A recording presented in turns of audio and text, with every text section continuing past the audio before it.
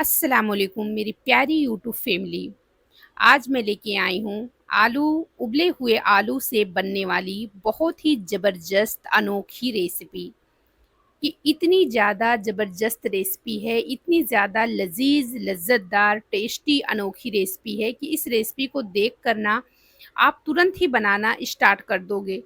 और मेन बात तो ये है, ज़रूरी बात, कि जब इस नाश्ते को आप एक बार बनाकर खा लोगे तो मैं गारंटी से कहती हूँ ना, इस रेसिपी को खाने के लिए आप डेली बनाना पसंद करोगे।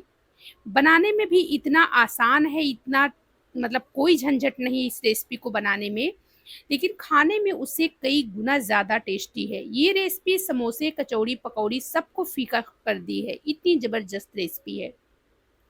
इसके लिए हमें सिर्फ चाहिए होगा 2 उबले हुए आलू।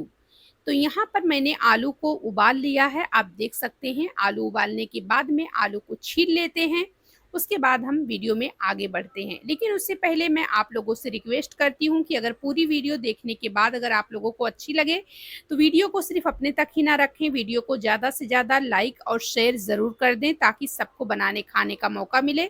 चैनल पर हमारे पहली बार आए हैं, चैनल को सब्सक्राइब नहीं किया है तो चैनल को सब्सक्राइब ज़रूर कर लें ताकि आने वाली वीडियो की नोटिफिकेशन सबसे पहले आप लोगों तक पहुंच जाए और आप लोग डेली इस तरीके से बिल्कुल न्यू और आसान रेसिपी को देख पाएँ। यहाँ पर मैं आलू को कांटे की चम्मच की मदद से फोड़ लेती हूँ, यानी तोड़ लेती हूँ। आप चाहें तो हाथों से ही इसको मैश कर सकते हैं, पर मैंने इसको चम्मच से ही तोड़ लिया है क्योंकि आलू हमने कुकर में उबाला है तो आलू हमारा बहुत बढ़िया से उबल गया है।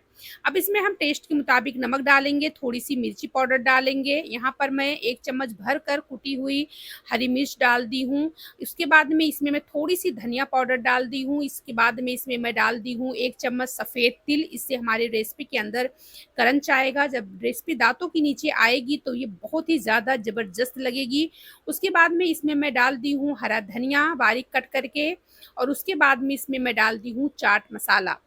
चाट मसाला से हमारी रेसिपी और भी ज़्यादा चटपटी बनेगी। अगर आपके पास चाट मसाला नहीं है तो फिर आप इसमें नींबू का रस भी डाल सकते हैं।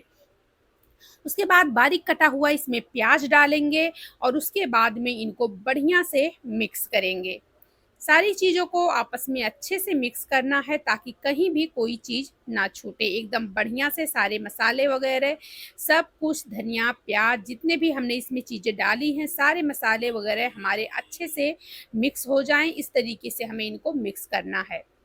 यहाँ पर 2 उबले आलू से मैंने कम से कम 3 से 4 लोगों के लिए नाश्ता बनाकर तैयार कर लिया है। जब भी आपका मन कहे कुछ चटक खाने का, समोसा, कचौड़े वगैरह हो गया, तो फिर आप इस नाश्ते को आप बना सकते हैं सिर्फ़ और सिर्फ़ 5 मिनट में। आप समोसे, कचौड़ी, पकौड़ी अगर बाहर से लाकर खाते हैं, बाहर के खाने के शौकीन हैं, तो बिल्कुल मत खाइए। आप अपने घर में बेहतर से बेहतर चीज़ें बना सकते हैं, वो भी घर में रखी हुई चीज़ों से। अब यहाँ पर हमारी सारी फिलिंग तैयार हो चुकी है, हमने इसको बहुत अच्छे से मिक्स कर लिया है। अब लेंगे एक पैन, पैन में डालेंगे सिर्फ़ और सिर्फ़ 1 से डेढ़ चम्मच तेल। उसके बाद में गाइस इसके अंदर हम डाल देते हैं जो है बारीक कूट कर, इसके अंदर हम जो है लहसुन डालेंगे। लेकिन उससे पहले हमें इसमें डालना होगा जो है जीरा। जीरा को हल्का-सा सुनहरा करेंगे, उसके बाद में 2 से 3 कलियाँ लहसुन की इसमें कूट कर डालेंगे, इससे बहुत ही बढ़िया टेस्ट आएगा हमारे नाश्ते का। उसके बाद में ये जो हमने अपनी आलू की फिलिंग बना के रखी है, उसको हम इसमें डाल देते हैं। उसे डालने के बाद में गाइस अब यहाँ पर स्टार्ट होती है इसकी भुनाई। अब ये सारी चीज़ों को इतने बढ़िया से भूनना है जब तक कि हमारा आलू जो है वो एकदम से भाप नहीं निकलने लगता, पैन में चिपकने नहीं लगता, तब तक हमें आलू को अपने भूनना होगा। एक तरह से समझ लीजिए कि हमने आलू को बहुत ही ज़बरदस्त फ्राई किया है। अब आलू की जब फ्राई होती है ना, तो आलू का जो टेस्ट है ना, वो बहुत ही ज़्यादा एनहेंस हो जाता है। इसलिए इस तरीके से एक बार इस नाश्ते को बनाकर देख लीजिए, आप समोसे, कचौड़ी, पकौड़ी को हमेशा के लिए भूल जाएँगे। अब यहाँ पर आप देख सकते हैं, अब यहाँ पर हमारा जो ये आलू है ना, ये फ्राई हो चुका है, भून चुका है। प्याज़ देख सकते हैं, प्याज़ हल्की-सी कच्ची ही है, प्याज को हमें ज़्यादा नहीं भूनना है। अगर इसी चीज़ को हम पहले से प्याज वगैरह को भून लेते तो फिर वो प्याज के अंदर क्रंच नहीं रहता जो हमें चाहिए होगा। इसलिए सारी चीज़ों को मिक्स करके भून कर उसके बाद में इसके अंदर डाल देना है थोड़ा सा पानी, यानी लगभग आधा गिलास से भी कम हमने पानी इसके अंदर डाला है। उसके बाद में इसके अंदर हम डालेंगे सूजी। तो यहाँ पर मैं इसके अंदर डाल दी हूँ 1 कप सूजी। सूजी डालकर आँच को बिल्कुल लो कर देंगे, एकदम धीमी आँच पर हमें ये प्रोसेस को करना होगा। धीमी आँच पर इसको बस चलाते रहेंगे इस तरीके से, और सूजी और आलू को सारे मतलब चीज़ों को हमें यहाँ पर मिक्स कर लेना है। देखिए अभी तो हमारी सूजी बिल्कुल दरदरी सी है, आप देख सकते हैं। तो ये सूजी कैसे पकेगी? सूजी बहुत ही आसानी से पक जाएगी, क्योंकि हमें आँच को बिल्कुल धीमी कर देना है और धीमी आँच पर हमें अपनी इस सूजी को इस तरीके से पकाते रहना है, आलू और सूजी को एक साथ में।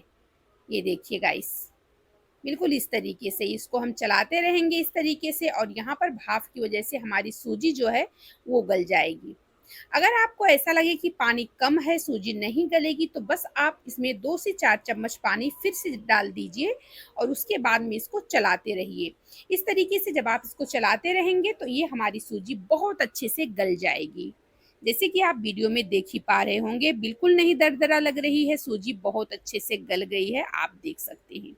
बहुत ही बढ़िया से सूजी गल गई है। सारी चीज़ों को आपस में इस तरीके से चम्मच से रगड़-रगड़ कर अच्छे से मिक्स करना है, यानी जो हमने सूजी डाली है और जो हमने अपने आलू की फिलिंग बनाई है ना, उन सारी चीज़ों को आपस में इस तरीके से बढ़िया से मिक्स करना है।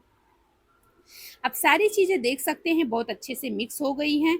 तो अब हम क्या करेंगे, यहाँ पर गैस को बंद करेंगे और बंद करने के बाद में इसे हम उसी प्लेट में निकाल लेते हैं जिसमें हमने आलू की फिलिंग बनाई थी। दूसरा प्लेट क्यों गंदा करेंगे, उसी प्लेट में निकाल लेंगे। अगर आपको बर्तन धोने अच्छे लगते हैं तो फिर आप दूसरे प्लेट में भी निकाल सकते हैं। तो यहाँ पर देख सकते हैं, यहाँ पर मैंने जो है प्लेट में निकालने के बाद में इसको फिर से चम्मच से उसी तरीके से इस तरीके से मिक्स करते रहेंगे। जब इसका भाप थोड़ा सा कम हो जाएगा तो गर्मा गर्म इसको हाथों से थोड़ा सा इधर उधर करके इसको थोड़ा सा दबाकर मैश कर लेंगे। देखिए अभी फिलहाल ये बहुत गर्म है, लेकिन गरम गरम में ही हमें इसको सेक देना होगा।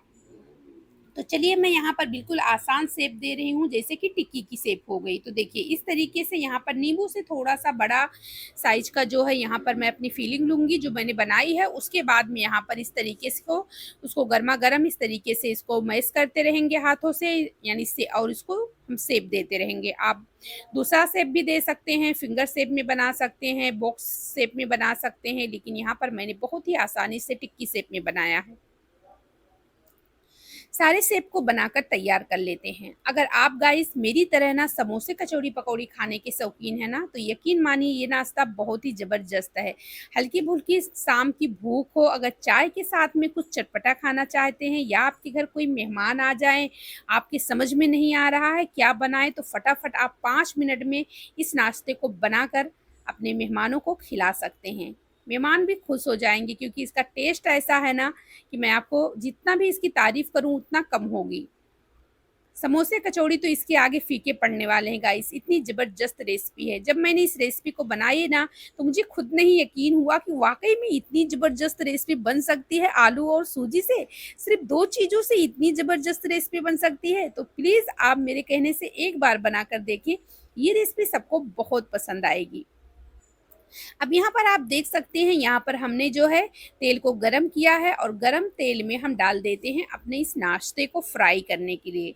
हाँ गाइस, एक बात और आपको बता देती हूँ, ये बहुत ही ज़रूरी टिप्स है। अगर इस टिप्स को आप फॉलो नहीं करते हैं, स्किप कर देते हैं, तो फिर आपका नाश्ता टूट सकता है, क्योंकि हमने इसको आलू और सूजी से बनाया है और उसके ऊपर हमने कोई कोटिंग वगैरह नहीं की है। इसलिए इसको तेल को एकदम गरम कीजिए। तेल जितना खर गरम रहेगा उतना ज़्यादा अच्छा रहेगा, और गर्मा गर्म तेल में आप इस नाश्ते को डाल दीजिए। डालने के बाद में तुरंत ही इसको मत छेड़िए जब तक कि ये नीचे से थोड़े से पक नहीं जाते, यानी थोड़े से ड्राई नहीं हो जाते, थोड़े से हल्के से कुरकुरे नहीं हो जाते, तब तक आपको इसको नहीं छेड़ना है। जब ये थोड़े से ड्राई हो जाए नीचे से, उसके बाद में इसको पलटी कीजिए, और पलटी करके उलट पलट कर इनको दोनों तरफ से एकदम कुरकुरा क्रिस्पी होने तक फ्राई कर लीजिए। तो देख सकते हैं कलर कितना खूबसूरत आया है, कितना प्यारा कलर आया है गाइस। तो यहाँ पर जो भी नाश्ते हमारे फ्राई हो गए हैं उसे मैं निकाल लेती हूँ और जो नहीं हुए हैं उसे उलट-पलट कर फ्राई कर लेती हूँ। उसके बाद में आपको फाइनल रेसिपी दिखाती हूँ कितनी ज़बरदस्त बनी है। जब ये रेसिपी मैंने बनाई ना गाइस तो मेरा तो दिल किया बस पूरा का पूरा अकेले खा जाऊं, लेकिन नहीं गाइस, ऐसा तो हम कर नहीं सकते क्योंकि हमारी फैमिली है। तो फैमिली के साथ में तो इसको सर्व करना पड़ेगा, बांटना पड़ेगा। तो इसलिए गाइस यहाँ पर जब भी आप इस नाश्ते को बनाएंगे ना तो थोड़ा सा ज़्यादा ही बनाइएगा। तो चलिए, मैंने दूसरा जो दूसरी टिप्स थी, मतलब दूसरी टिप थी ना, उसको भी मैंने फ्राई कर ली है, आप देख सकते हैं। और अब इसको गर्मा गर्म सर्व करेंगे। तो यहाँ पर इस रेसिपी को खाने के लिए ना ही हमें किसी चटनी, ना ही हमें किसी सॉस की ज़रूरत पड़ने वाली है, क्योंकि ये ऐसे ही बहुत ही ज़्यादा चटपटी है। तो देखिए गाइस, गरमा-गरम यहाँ पर हमारी सूजी और आलू से बनकर ये नाश्ता बिल्कुल तैयार हो चुका है। समोसे, कचौड़ी, पकौड़ी सब कुछ इसके आगे फीके लगने वाले हैं। तो रेसिपी अच्छी लगी है तो वीडियो को ज़्यादा से ज़्यादा लाइक करें, शेयर करें। हमारे चैनल पर पहली बार आए हैं तो चैनल को सब्सक्राइब ज़रूर कर लें आगे की रेसिपी देखने के लिए। चलिए फिर मिलेंगे नई वीडियो में नई रेसिपी के साथ।